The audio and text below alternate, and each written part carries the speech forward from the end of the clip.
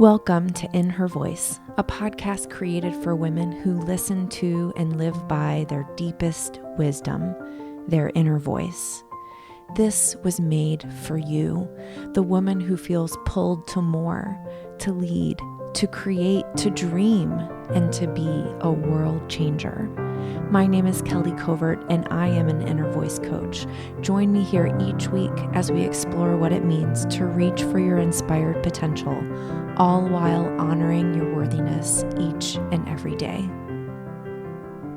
Hello, this is Kelly, and you are listening to In Her Voice, and I have an amazing guest today. Dr. Alexis Conason is here to talk to us about the DietFree Revolution.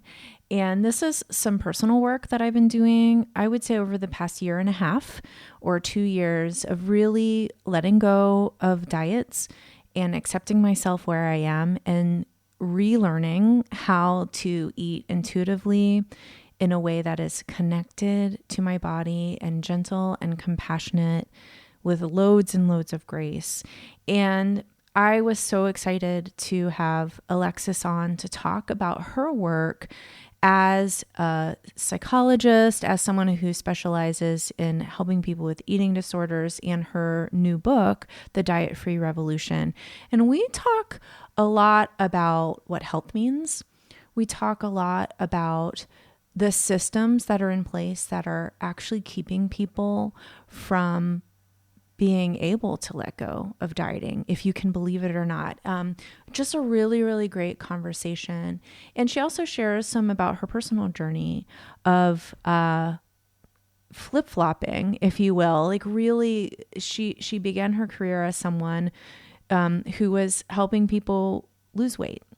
And now she's helping people honor themselves and be healthy through the modality of no dieting. And oh my gosh, I am in love with her. You are going to love her too. Let me share a little bit about Alexis.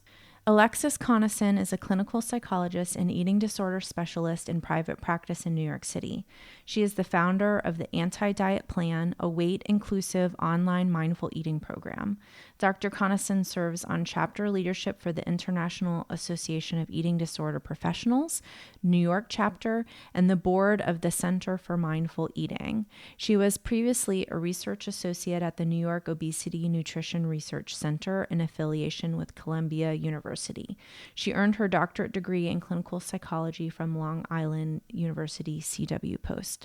Her research has been published in peer-reviewed scientific journals, including the Journal of American Medical Association Surgery, and she has been featured widely in the press, including O, the Oprah magazine, Elle, Teen, Vogue, and more. She's a smarty pants, clearly, and so kind and so giving and so open. Let's get right to this interview with Dr. Alexis Conason. You are going to love it. Welcome, Dr. Alexis Conason, to In Her Voice. I'm so excited that you're here today. Thank you for having me. Of course. And we're going to be talking about the anti-diet revolution. And I'm using that sort of as a general term, but also that's the name of your new book that is just out. And I was telling you before we started recording how excited I am for this interview, because I think for women, for my listeners, I'm excited to share your knowledge and your wisdom, but also selfishly, it's a lot for me. And so I'm giddy with excitement that we can have this conversation.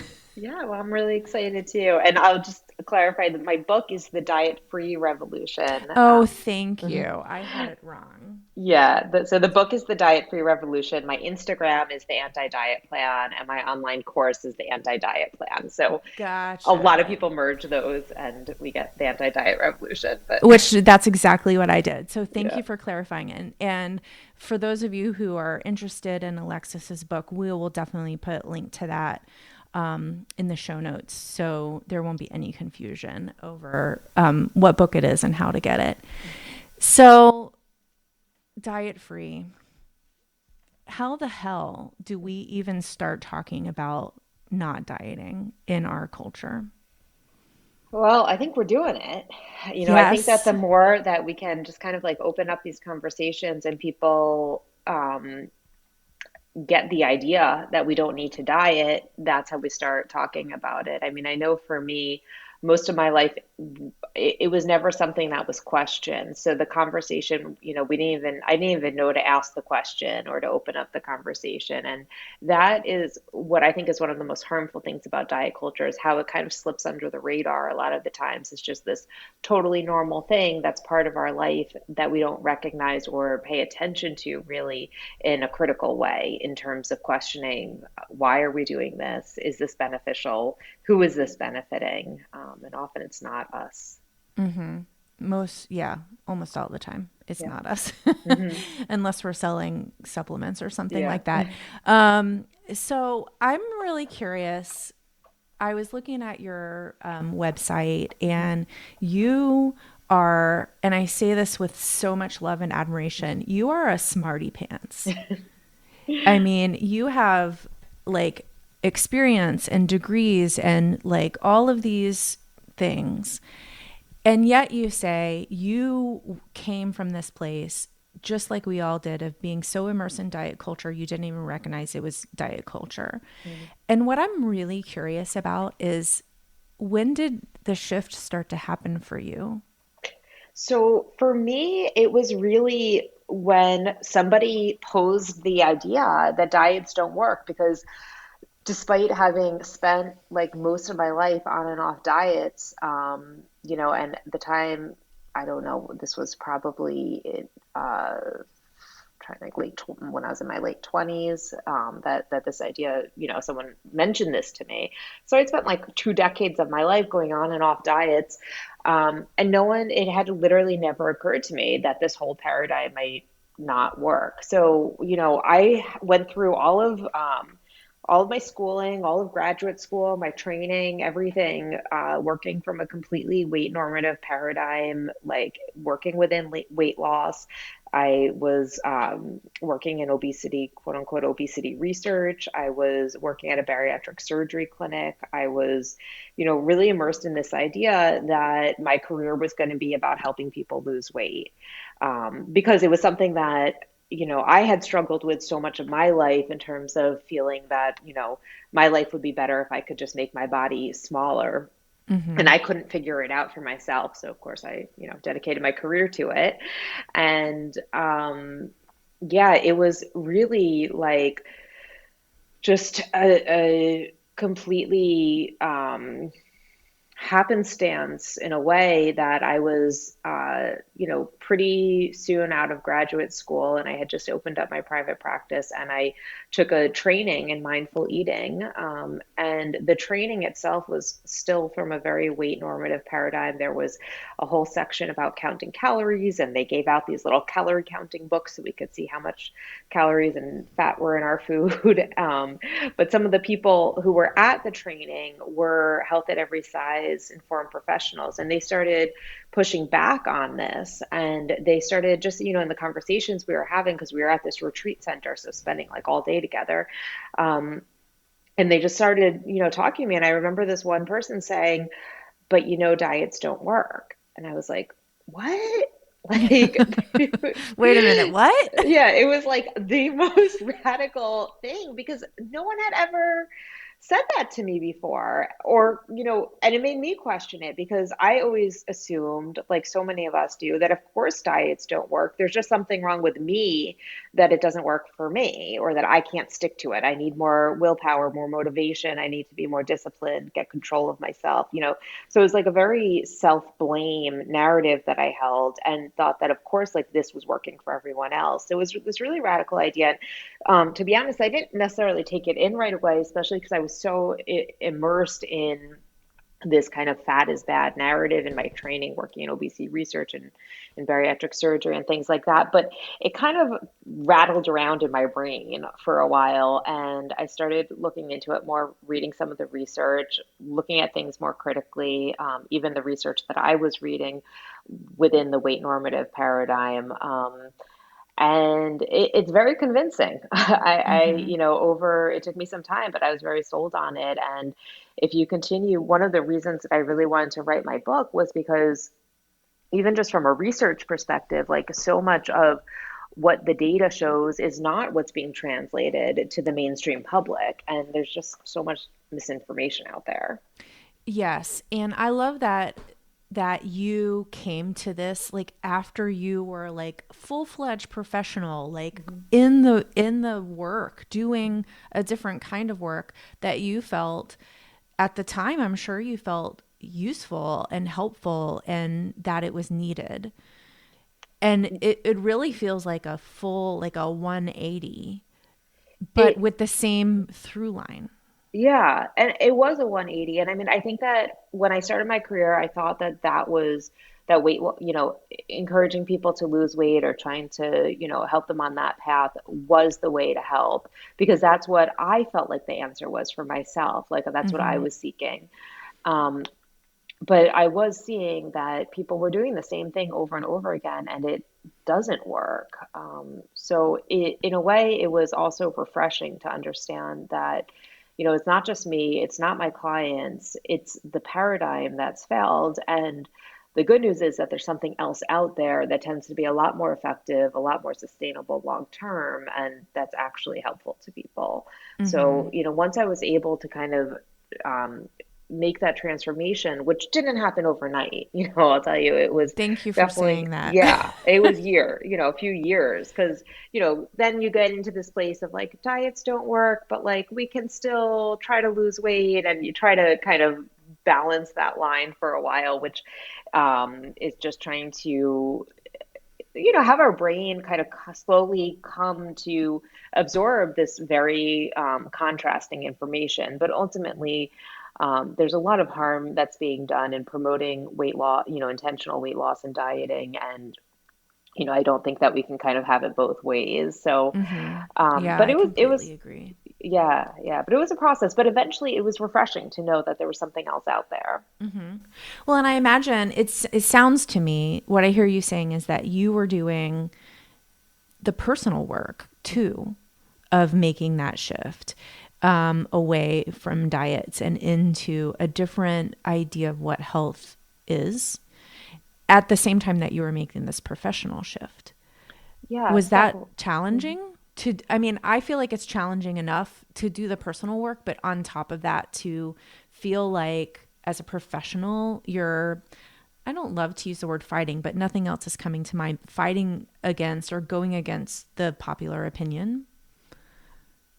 I think that as a professional, if we think that anything that we do isn't also personal, we're kind of fooling ourselves in a lot of ways. I think that especially for therapists and other helping professionals, we're drawn to things that have a personal relevance for us. It's not necessarily that we've experienced these things ourselves, but there's something within us personally that we connect to the certain to the areas of work that we're drawn to.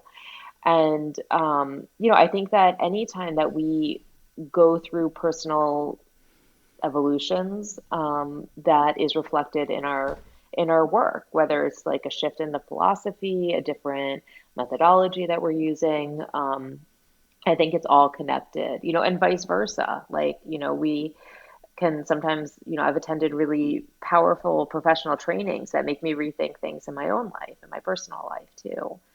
So I think it's Mm-hmm. inherently connected. For sure, for sure. Well, and thank you for being transparent with us because I think that that's powerful for the layperson to hear too. Sometimes I think we look at doctors and medical professionals and helping professionals and we think, well, they just have all of the answers. And that's, I think, hardly ever 100% true. Definitely, and I think that it's really important that, yeah, that people realize that, a relationship with a doctor or a therapist is one about mutuality and collaboration. And we may have, expertise in certain areas or know kind of like information about certain things, but we don't know what's right for you. And that's why it's so important to, for people to take a really active role in their treatment. So you talked about a different way Hmm. that's not dieting. And I think maybe what you meant is a different way. I guess I'll just ask you, what did you Hmm. mean? Like a different way to do what or be what? Like, what do you mean by that? A different way to approach food and our body. So, I think that when we're stuck in dieting or diet mentality, we're very hard on ourselves. It's a harsh approach that we take. It stems from this place, at least for most of us, it stems from this place that there's something wrong with me that needs to be fixed. My body's not good enough. I'm not, and then of course our culture teaches us all the things that are associated with that, like my body's not good enough, so I'm not good enough. I'm not valuable. I'm not worthy of love. I'm not worthy of, I'm not desirable. I'm not accepted in our culture. Like there's so much that our culture teaches us that goes along with body, just like what our bodies mean. So, I think that when we're in this place of feeling not good enough and feeling our body is not good enough and really working against our body to try to change it through dieting, it's exhausting and it's painful too, because I think that there's also a lot of like if we can kind of pause and listen to our inner dialogue when we're in that place, it tends to be very harsh. At least I know mine was when I was in Mine that place. too. Yeah, Mine like very too. critical. So when I say there's a different way, and sorry, and I always believed that I had to be hard on myself because that was going to be the motivation to change. Like if I, I'm just like really mean to myself, then of course that'll push me to be better. That'll push me to lose weight, to improve myself, which is like an idea that logistically makes absolutely no sense when you look at psychology and like the ineffectiveness of punishment and criticism. But it was something that I believed, and I think it's something that a lot of people believe, and something that people get worried about when we talk about accepting yourself, is this idea that acceptance is stagnation. But what I found when I found a new way to approach my body and food and ultimately like myself is that self compassion is what fosters growth. And it's so much easier to live in a place where you're being compassionate and kind to yourself than when you're criticizing and kind of beating up on yourself all the time.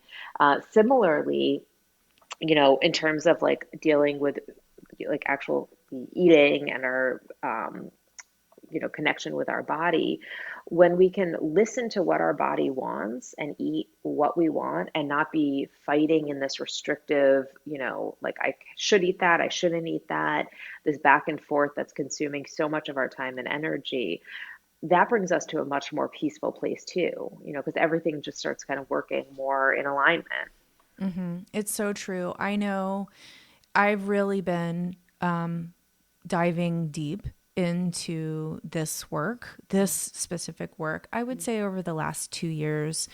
And it's there. There's still, it's still working. Like there's a lot left for me to be done there. And I know when I stopped trying to track every single bite of food I was putting in my mouth or every gram of protein and carbs and all of that, all of a sudden I had so much more space in my head and literal time, like actual time to do other things. I was spending so much time and energy managing, controlling what I ate that it literally and ironically consumed me. Mhm. And I think to myself all of the time, like, I imagine a world where we aren't spending so much time and energy on that anymore. What kinds of things are going to be created? And what kinds of beautiful connections and relationships and all of the things that we are really, really good at and meant to do while we're here on this earth, that is just going to blossom when we start to not spend so much time thinking about what we're eating all the time. Yes, exactly. And that, I mean, that is, deep down kind of what drives my work is because there are, and when we think about it, I think that there's some statistics that are around 90% of women feel dissatisfied with their body. So when 90% of our human population, or at least in the population, I think that's statistics about the United States, is consumed with thoughts about what we should eat, what we shouldn't eat, that our body's not good enough, that we feel self-conscious, we have, we want to hide, we're not getting up to the front of the room to make our voices heard because we're, busy trying to shrink ourselves. That is really a political issue, and it's one that is immobilizing large, portions of our society. And if we could free our, and for a specific reason, that's intentional, that 90% of women are dissatisfied with our bodies. And if that shifted and women stopped hating their bodies and we spent that time and energy doing other things, the world would be such a radically different place. Mm-hmm. Well, I kind of want to dive into this a little bit deeper, and I want to share that I am in a Peloton Facebook group that is a Haze.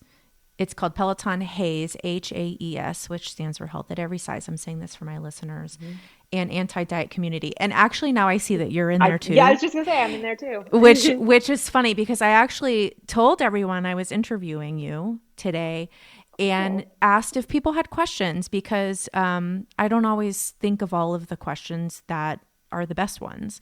And someone asked, her name is Sharon. She said, your book, the subtitle implies that the book focuses on individual action, and she's interested in what systemic changes you think that we need to really move into this new paradigm, if you will. That's what you're talking about. That's what I hear you saying. Like, this is a political issue, and this is something that's affecting so many people.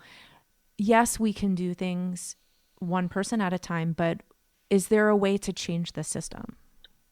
So I love that question. There's so much in that.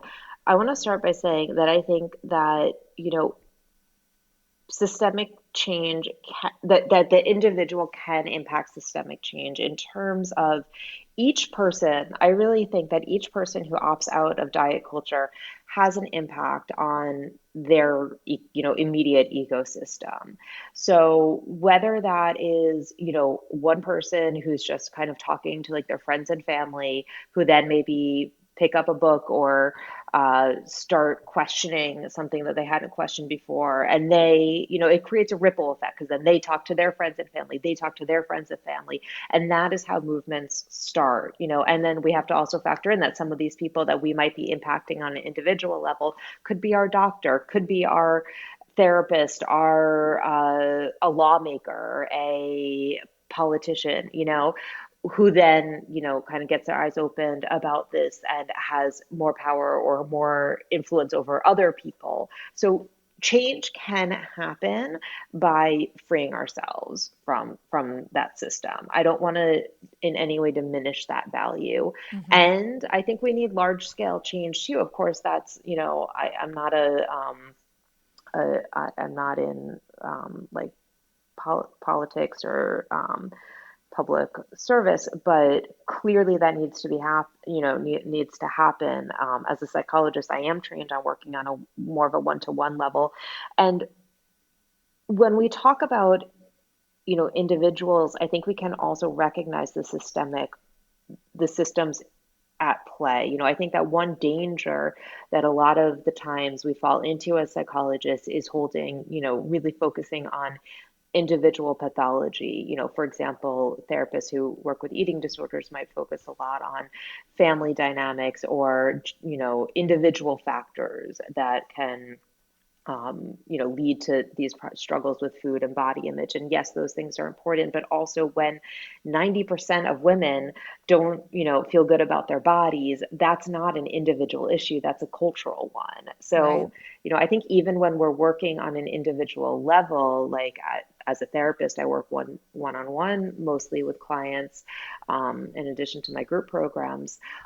we can educate that like you're not the problem, your body is not the problem is our culture, and start to, make people aware. And I think there's a ton of systemic changes. I mean, everything from, increasing accessibility places to right now, there are zero laws in most states to protect against weight bias or weight-based discrimination. Mm-hmm. I think that there's a lot of work to be done in the medical settings Mm-hmm. to get the, pharmaceutical money and the weight loss money out of the medical societies that are making recommendations and guidelines and telling people, telling their doctors who look to them as an authority, that we need to be telling people to lose weight. Because if you look at most of the guidelines on quote unquote treating obesity or like recommending weight loss, these people are on the payroll of the pharmaceutical industries, and it's not at all clear where that data, where that information is coming from. Mm-hmm. Like I would love to see health at every size based training in medical school so that we have doctors entering the world with an aware understanding of how harmful weight stigma is, and what another approach is that's more effective. Yes, yeah. I 100% agree with you. And I will add too, I think in our, fast news, clickbait type of society, we need more true science about what health is. Yes. Like we hear a lot about what health isn't.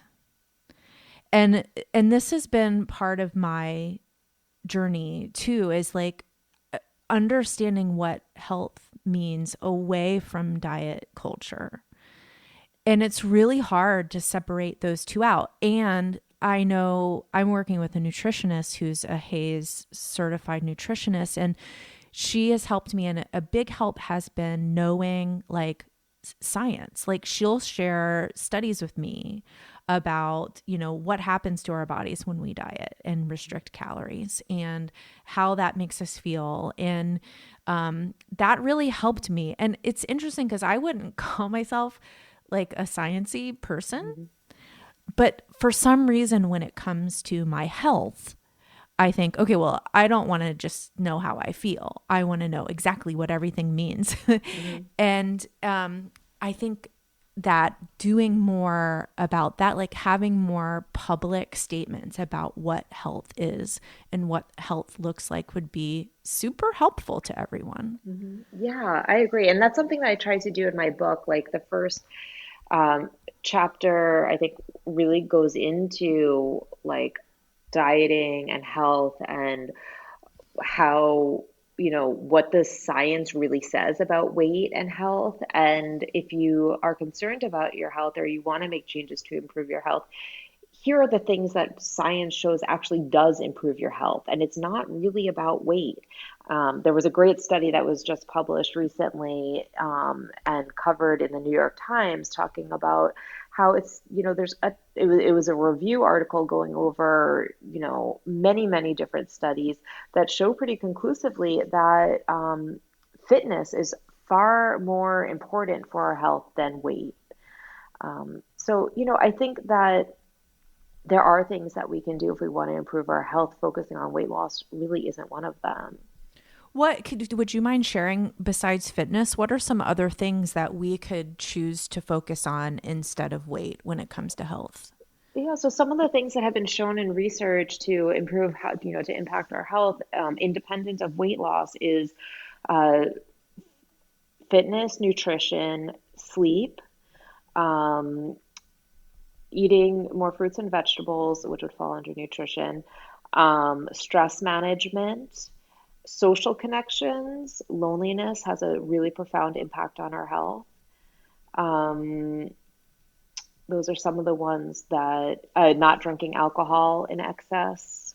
Mm-hmm. Those are some of the ones that come to mind. But I think that, we often, you know, we often give like think that health is all about diet and exercise, and that those things are only effective when they lead to weight loss, and that's so not what it's about. And even when we talk about nutrition, it's not about excluding things from your diet as much as like just simply like adding in fruits and vegetables, Mm-hmm. and it doesn't have to be like in excess or at every meal, but when you can, that seems to be Mm-hmm. something that's overall helpful for our health. And then we have to take into account that the things that are the most profound indicators or predictors of our health are pretty much outside of our control. Genetics is usually has the biggest impact on our health, and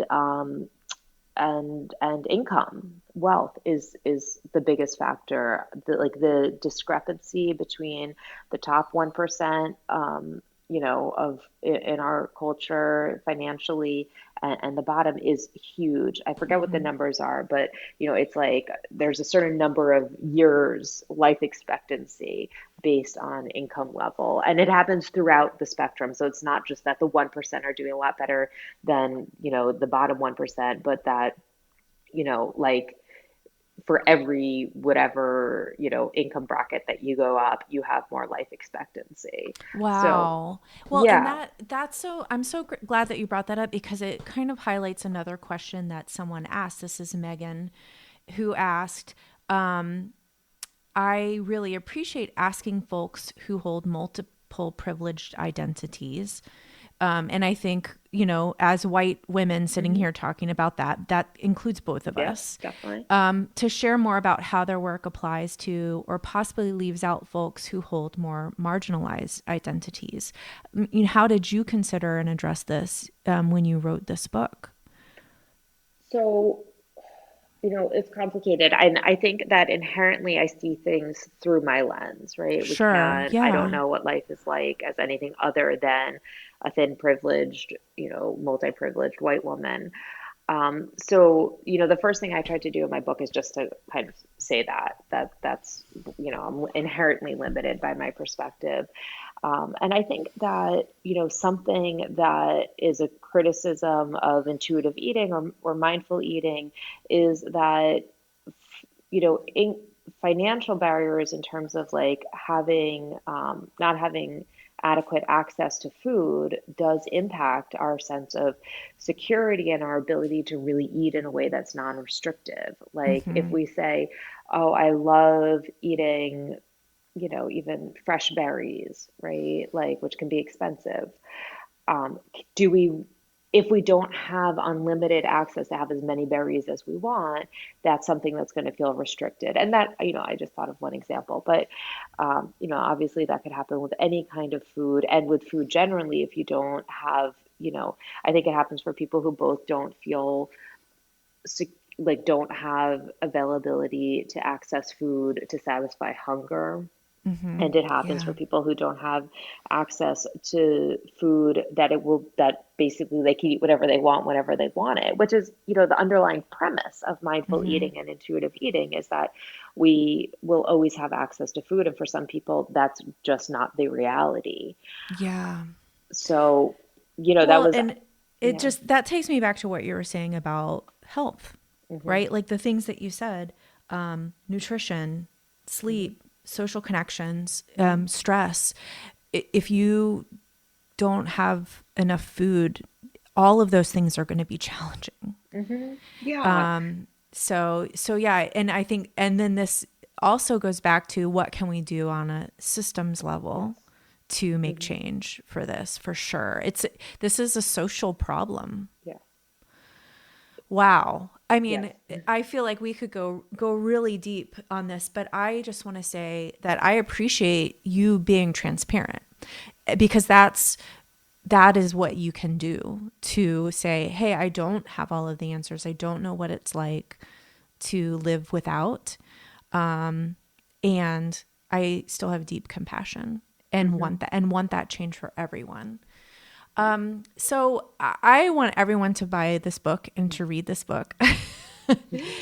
And Thank you. one of the things that, and I have to say, one of the things that I like about it is when you're dieting, the one thing that is one of the things that's comforting about dieting to me is having a plan.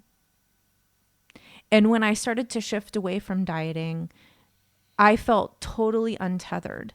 Like, what do I do now? I need a plan. Like I need steps. Mhm. Mhm. I need something. I need something to hold on to. And I feel that that's what you're providing people, sort of instead of the vacuum of no diet, you're offering an alternative plan, if you will, that's compassionate and gentle and loving, in a way that no diet will ever be. And so, for those people who might be curious, can you give us just like a really like high level view of what a plan where you're not dieting would look like? Sure. Yeah. And one of the reasons that I wanted to kind of create more of a structured plan that almost in a way mimics the structure of dieting is because of that. Because I think that people, there's a safety in that sense of structure, and it can be really overwhelming to hear, throw that away. We're not dieting anymore. Diets don't work. Just listen to your body. And you're Yeah. like, listen to my body. Like, what does that mean? What does that I look haven't like? listened to my body since I was 3. Exactly. You spent so many decades like overriding your body, learning not to listen to your body, to ignore what your body is telling you. That, I think that it can be really beneficial to have more structure to rebuild that connection. And my hope is that ultimately people don't need this, is that people can kind of go through this, heal, reconnect, and just listen, intuitively like hear their body and not need to be like focusing on the 10 steps anymore.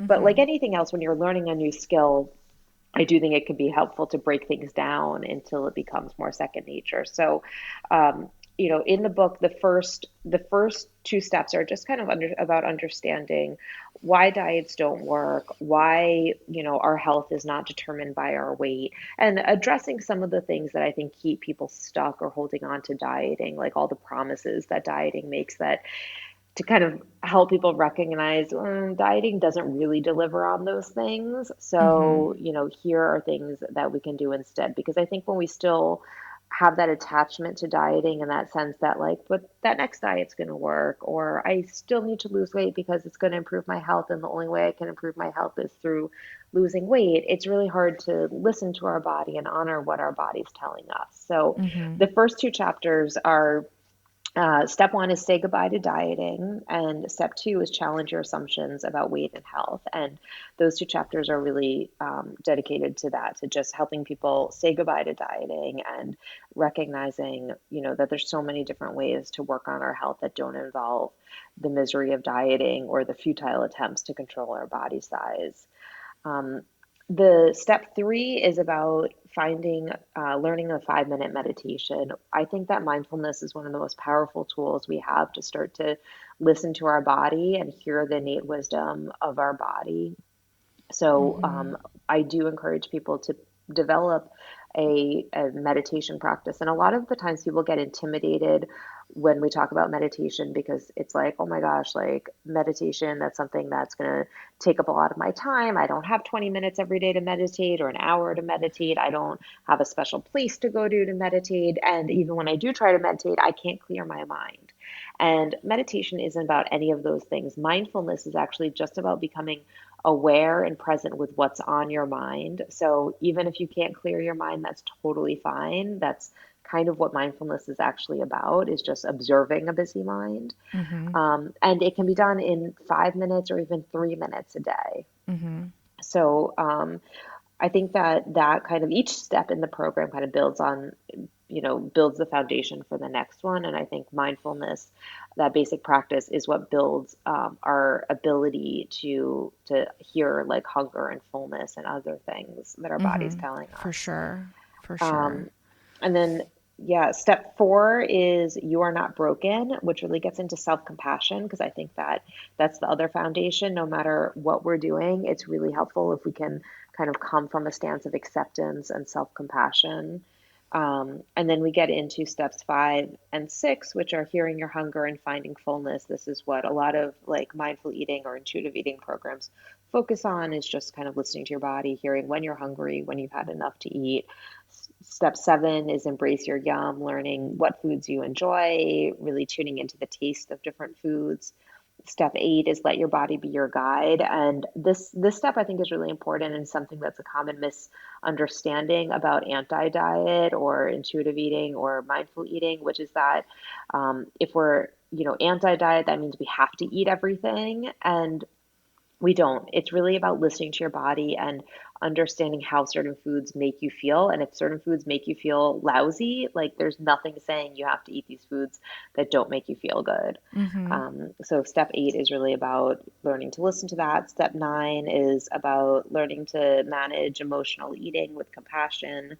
Um, and step 10, which is one of my favorites, is living a life full of self-care, pleasure, and value. And it addresses what you were speaking about earlier, which is like when you have more time and energy freed up, what do you do with that? How do you really want to be living your life? Oh, it's good stuff. Yeah. It's good stuff, Alexis. Thank you for giving us that overview. And I really hope everyone will go get the book, read the book. And even if it's just about doing one of those steps, Hmm. that's a step in the right direction. And holding a lot of grace and compassion for yourself as you do that. Where can people find the book, find you to connect with, and all of that good stuff? So the book is available wherever books are sold. It's published from North Atlantic Books. You can get it at your local bookseller. You can get it on the North Atlantic website. It's distributed by Penguin Random House. You can get it on their website. You can get it on Amazon, Barnes and Nobles, wherever books are sold. And you can find more about me. My website is drconason.com. I have a group practice in New York City for people looking for therapy. You can find information about that on our website. Um, and you can find me also on social media, most active on Instagram at the Anti-Diet Plan. And you can find information about my online mindful eating course at theantidietplan.com.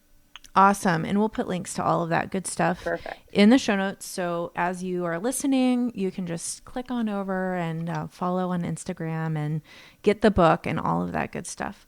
So, Alexis, I always ask one question to all my guests, and that is, in your life these days, what is your inner voice saying to you? I have a feeling that you're very connected to your inner voice.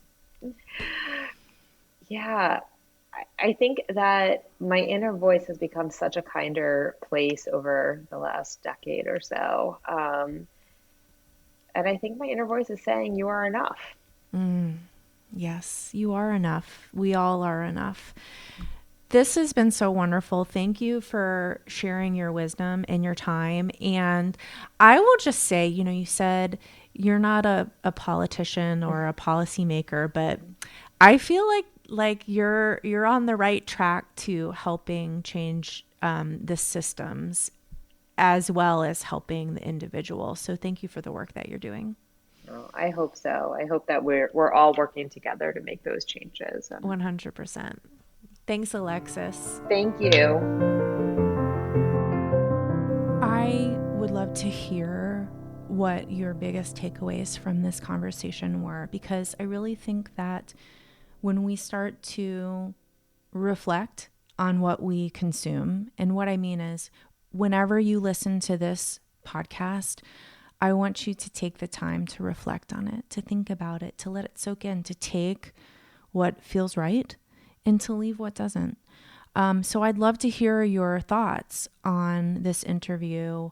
I am really excited that I had this interview with Dr. Alexis Conason, and I hope that it makes a difference for you, because I really believe what she was saying, that while there are systemic changes that need to be made, there is no denying that systems can change and fall one person at a time.